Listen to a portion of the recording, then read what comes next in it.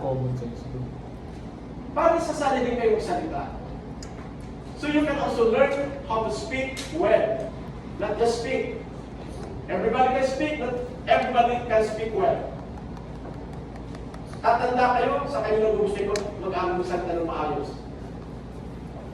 Kahit para sa sa particular na buhay guys, ang hilig-hilig pa naman sa relasyon.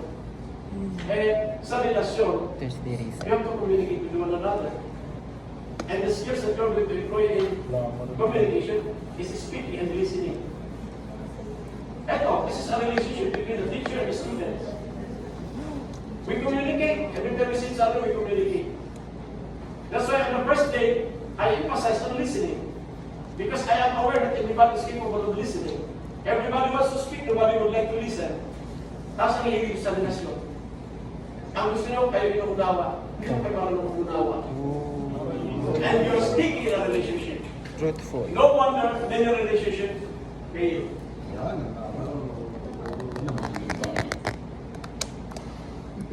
Kala nyo, kala nyo, nagmamahal kayo. You. Thunder. No, just open your minds, guys. Tiyakin nyo, kung nagmamahal kayo, tiyakin nyo, talagang nagmamahal kayo. Hindi nagpapapit lang kayo. O you just like the idea of having somebody.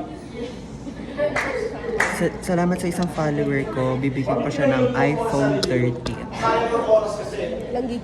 Sayang ang relasyon. 128. Parang madala niyo ang mga sarili. Isa siyang wonderful follower. Makalala na.